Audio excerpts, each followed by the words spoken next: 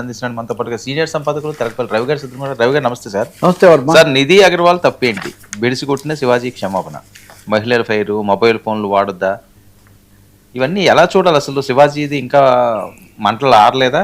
ఆయన కూడా నేను దాని మీద స్టిక్ ఆన్ అయ్యి ఉన్నాను అంటున్నాడు.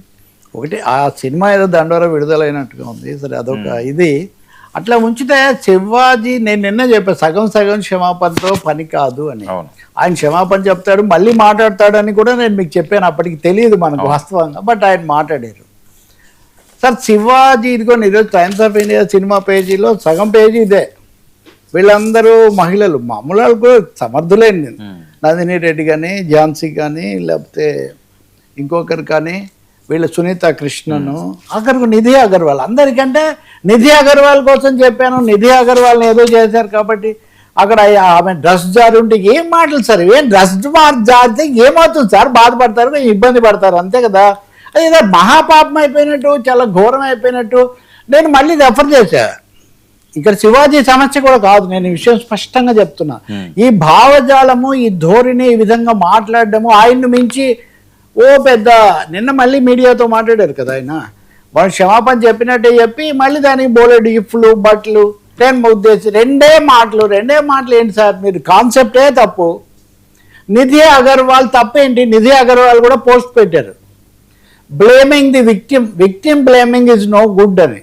నేను బాధితురాలని మళ్ళీ నిందించడం ఏంటి అనే పద్ధతి. ఇక మూడో విషయము, ఆ రోజు రిపోర్ట్స్ మీరు కనుక చూస్తే పోలీసులు నిధి అగర్వాల్ని చాలా మెచ్చుకున్నారు. ఆమె చాలా మంచి ఆమె. అమ్మ, నీ ఒక్క కంప్లైంట్ పెట్టు, మేము చర్యలు తీసుకుంటాము అని మేము అడిగినా కానీ జరిగిపోయింది, వదిలేయండి అని ఆమె. మీరు if you just go back and check. Nidhi Agarwal కూడా మంచిదే. ఉదాహరణ పవన్ కళ్యాణ్, ఎవరో ఎందుకు, పవన్ కళ్యాణ్ అన్నమాట ఏంటంటే నిధి అగర్వాల్ని చూసి సిగ్గుపడి నేను ప్రచారానికి వచ్చాను అన్నాడు. హరిహర వీరమల్లు ఆమె కదా హీరోయిన్. నిధి అగర్వాల్ ఒక అమ్మాయి అండి, భుజాన్ని వేసుకొని ఇంత ప్రచారం చేస్తుంటే నేను మొదటిసారిగా వచ్చాను అని 4 రోజులు ఆయన ప్రచారం చేశాడు. సో ఆ అమ్మాయికి ఉన్న రెప్యుటేషన్ అది. ఆమె తప్పేంటి సార్? నిధి అగర్వాల్ కోసం చెప్పాను, ఆమె రక్షణ కోసం మీరు ఇలాంటి మాటలు మాట్లాడారా? వీళ్ళందరూ అడుగుతున్నారు. ఇప్పుడు పరిశ్రమ మొత్తం భగ్గుమంది, కానీ ఇక్కడ 2 ధోరణులు కనిపిస్తున్నాయి. ఒక ధోరణి ఏమో భలే చెప్పాడు, ఇలాగే చెప్పాలి, మంగపతి జిందాబాద్ ఈ బ్యాచ్. ఇంకోటి ఏమో అసలు ఈ నీతులు చెప్పడం ఏంటి? బాధితులను మీరు వాళ్ళనే నిందితులుగా చేయటం, బాధితులను నిందితులుగా చేయటం ఏంటి? మూడోది, అందరికంటే ఎక్కువగా ఆయన అనసూయ పేరు తీశారు కాబట్టి ఆమె చాలా తీవ్ర స్థాయిలో, చాలా నవ్వులాటగా కూడా ఒక విధమైన ఇన్సెక్యూరిటీ, అభద్రత మిమ్మల్ని వేధిస్తుంది, మిమ్మల్ని చూసి జాలిపడుతుంది, నేను మీ పట్ల సానుభూతి చూపిస్తున్నాను అన్నాడు. అంటే అన్నది ఆమె. జాలి నాకేం అక్కర్లేదు ఇట్లాంటి మాటలు అంటే, జాలికి సానుభూతికి కూడా తేడా ఉంది. ఒక విధమైన అభద్రతలో ఉన్నారు కాబట్టి, ఇన్సెక్యూరిటీలో ఉన్నారు కాబట్టి మీ పట్ల నేను సానుభూతి చూపిస్తున్నాను. ఇంకా సానుభూతి పెరుగుతోంది. ఇంత జరిగిన తర్వాత కూడా మీరు కళ్ళు తెరవకుండా ఇంకా దాన్ని సమర్థిస్తున్నారు అంటే మీకేం సంబంధం? అసలు మీరు ఎందుకు వచ్చారు? నేను కూడా నటీమణిని, నాకు కూడా ఉంది కదా. అయినా మహిళల్లోనే ఆ స్థాయిలో మాట్లాడే ఎవరైనా వస్తారు కదా. మీరు పబ్లిక్ ప్లాట్ఫామ్లో మాట్లాడారు కదా, మీరు ఎందుకు వచ్చారు అంటే మీరు ఎందుకు వచ్చారు అసలు? అయితే మహిళల గురించి మీరు ఎందుకు మాట్లాడారంటే ఏం చెప్తారు? పురుషుడు కదా, మీరు మహిళల గురించి ఎందుకు మాట్లాడారు? మాట్లాడిందని పట్టుకొని ఎందుకు చేస్తున్నారు అంటే మీరు ఏం చెప్తారు? కాబట్టి ఇక్కడ పెంచటము, బేషరతుగా తప్పు జరిగింది, తప్పు మాట్లాడాను, తప్పులు మళ్ళీ అలా మాట్లాడకుండా ఉంటాను అని అంటే సరిపోయేదానికి దాన్ని మళ్ళీ సాగదీసి ఇంకా వెంటనే కొంతమంది వీళ్ళ సనాతన మహిళలనండి, ఇంకొకరనండి, వాళ్ళంతా వచ్చేసి వీళ్ళదే తప్పు అని వాళ్ళు మాట్లాడినవి అవన్నీ చూస్తే చాలా ఇబ్బంది కూడా కలుగుతుంది. టైమ్స్ ఆఫ్ ఇండియా ఈరోజు యాక్చువల్గా the anatomy of A non apology, ఇది అపాలజీ కాదు, ఇది నాన్ అపాలజీ. ఇది ఎవరు చెప్తున్న మాట కదా, ప్రముఖమైన పత్రిక ప్రముఖంగా ఇచ్చింది నాన్ అపాలజీ. దీనికి 4 కారణాలు కూడా చెప్తూ ఉంది. ఒకటి, ఆయన కేవలం తన భాష బాగాలేదు అంటున్నాడు కానీ తన కాన్సెప్ట్కు ప్రిజుడిస్కు కట్టుబడి ఉంటున్నాడు. రెండవది, నేనేదో మీ మీద అభిమానంతో, ప్రేమతో మిమ్మల్ని కాపాడడానికి నేను చేశానని చెప్తున్నాడు. ఇది ఒక ముసుగు కప్పుకుంటూ ఉన్నాడు. మూడవది, విక్టిమ్ బ్లేమింగ్, బాధితురాలని బ్లేమ్ చేస్తున్నాడు. నాలుగవదేమో ఇప్పటికి కూడా స్త్రీల వస్త్రధారణ గురించి మాట్లాడొచ్చు, బట్టలు ఎవరేం వేసుకోవాలో చెప్పొచ్చు అని ఆయన నమ్ముతున్నాడు. ఈ 4 రకాలు కింద వీళ్ళంతా అవార్డు విన్నింగ్ డైరెక్టర్స్ వీళ్ళంతా కూడా. ఇంకా బలపరిచే వాళ్ళ సంగతి వదిలేయండి. ఇప్పుడు ఇది ఉరిమురి మీద పడినట్టు మా మీద కూడా పడింది. మా మూవీ ఆర్టిస్ట్ అసోసియేషన్ అంత హడావిడిగా శివాజీ అపాలజీని ఆమోదించాల్సిన అవసరం మీకేం వచ్చింది? శివాజీని కాపాడడానికి ఒక ప్రయత్నం చేస్తున్నారా? ఆమె నిధి అగర్వాల్ నిజానికి పవన్ కళ్యాణ్తో పాటు గట్టిగా ఉండి ఇందులో వేరే రాజకీయాలు కూడా ఏమైనా ఉన్నాయా? ఎందుకంటే ప్రతి దాంట్లో రాజకీయాలు ఎక్కువైపోతున్నాయి కదా. ఒక విధంగా రాజకీయాలు, గ్రూపులు, ఒకరినొకరు చేయడాలు, ఇది అది కాకపోతే సెన్సేషన్ కోసం ఇదంతా చేస్తున్నారా? సెన్సేషన్ కోసం చేస్తున్నారా? సనాతన బ్యాచ్ పెరగడానికి ఇది ఒక మార్గం అనుకుంటున్నారా?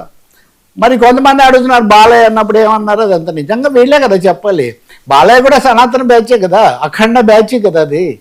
సో ఇక్కడ మళ్ళీ బాలయ్య, పవన్ కళ్యాణ్ 2 సనాతన శిబిరాలు అనుకుంటే ఇక్కడ ఏమైనా నిధి అగర్వాల్ ఈ సినిమాలో నటించిన హీరోయిన్ ఆ అంశం కూడా, ఆ కోణం కూడా ఏమైనా ఉందా? ఈ ప్రశ్నలన్నీ ఉన్నాయి. బహుశా నేను అనుకుంటాను అటు ఉప ముఖ్యమంత్రిగా, ఇటు పవర్ స్టార్గా, మూడోది ఆ సినిమాలో ఆమెతో కలిసి నటించి మెచ్చుకున్న కాంప్లిమెంట్స్ ఇచ్చాడు. వాస్తవంగా చెప్పాలంటే ఆమె కూడా పవన్ కళ్యాణ్కు చాలా కాంప్లిమెంట్స్, చాలా అభినందనలు కూడా ఆమె చెప్పింది. కాబట్టి పవన్ కళ్యాణ్ ఒకసారి నోరు తెరిచి, పవన్ కళ్యాణ్ కానీ చిరంజీవి కానీ ఇంకిద్దరే ఇప్పుడు ఈ సమస్య అనుకుంటే, సమస్య కాదంటారా? దాని గురించి కూడా నేను చెప్పబోతున్నాను వర్మ.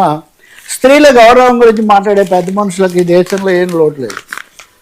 నిన్న Jat panchayat ban smart phone use by married women.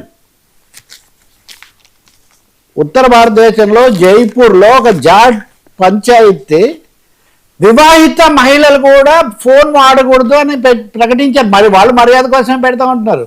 ఇప్పుడు స్కూళ్ళల్లో, హాస్టల్లో మీ అమ్మాయినా మా అమ్మాయినా చేర్పిస్తే ఫోన్ వాళ్ళు అలౌ చేయకపోతే ఎంత తల్లిదండ్రులు ఎంత ఇబ్బంది పడుతుంటారు. అక్కడ వాళ్ళు ఆత్మహత్యలు చేసుకుంటున్నారు చాలా చోట్ల. వాటి మీద ఎక్కడ ఏమి లోతుల్లోకి వెళ్ళడం జరగదు. వాళ్ళకి ఫోన్లు ఇవ్వకూడదు, ఫోన్లు ఇస్తే ఇదైపోతుంది అదైపోతుందని. ఈ వార్త చూస్తే షాక్ అవుతారు మీరు. వివాహిత మహిళలు అంటే ఒక దీంట్లోనే ఉంటారు కదా. When the world is racing on the highway of communicativity, smartphones will be prohibited for married women belonging to a sect of Jat women in Rajasthan's Jalore district from Republic Day 2026. Republic day నుంచి అంట. Republic day నుంచి ఎవరికైనా స్వాతంత్రం వస్తుంది, అంతే కదా, హక్కులు వస్తాయి. రిపబ్లిక్ డే రోజు నుంచి వివాహిత మహిళలు కూడా మొబైల్ ఫోన్లు వాడకూడదు అని ఆంక్షలు పెడతారట. ఈ మేరకు పంచాయతీ ఒక ఉత్తర్వే ఇచ్చింది. 15 గ్రామాల్లో ఈ ఆంక్షలు రాబోతున్నాయి. వీళ్ళు కూడా ఉమెన్ భద్రత కోసమే అంటున్నారు. అట్లాగే చదువుకునే అమ్మాయిలు ఫోన్లు వాడవచ్చు అంట, కానీ అవి కేవలం పరీక్షలకు సంబంధించిన అంశాలకు మాత్రమే వాడాలి. ఎవరు సార్, ఏ యుగంలో జీవిస్తున్నాం సార్ మనం? ఈ వాస్తవాలతో ఇంకా ఒక భయంకరమైన వాడు చెప్తా. నిన్న సుప్రీంకోర్టు హైకోర్టులో ఉన్నావు అనే చోట రేప్ విక్టిమ్, చిన్న అమ్మాయి సార్, 13 ఏళ్ల బాలిక మీద రేప్ చేశాడు సెంగార్ అనేటటువంటి ఎంపీ ఎమ్మెల్యే. దీని మీద దేశం అట్టుడుగుతుంది. అతని శిక్ష సస్పెండ్ చేసి, ఆ అమ్మాయి ఏం చేసింది సార్? ఆమె పూర్ గర్ల్. ఆ అమ్మాయి ఆందోళన చేసిందని ఆమె కుటుంబ సభ్యులను కూడా హత్య చేశారు. ఇప్పుడు ఎలాగో ఎక్కడో ఆమె రహస్యంగా తలదాచుకుంటుంది. ఇప్పుడు ఆ సెంగార్ అనే ఎమ్మెల్యేకు బయటికి రానిచ్చారు, బెయిల్ ఇచ్చారు. రెండవది శిక్ష సస్పెండ్ చేశారు. అతనికి ఏదో తీవ్రమైన శిక్ష పడితే దీని మీద ఆయన కుల్దీప్ సింగ్ సెంగార్ అతని పేరు, మాజీ ఎమ్మెల్యే, అప్పుడు ఎమ్మెల్యే జరిగినప్పుడు అతను ప్రతిపక్షాల దగ్గరికి వెళ్తున్నాడు, సుప్రీంకోర్టుకు కూడా కేసు వెళ్తుంది. నేను ఇవన్నీ ఎందుకు చెప్తున్నానంటే వర్మ, వీళ్ళెవరు వస్త్రధారణ బాగలేకపోవడం వల్ల, ఇంకో దాని వల్ల కాదు.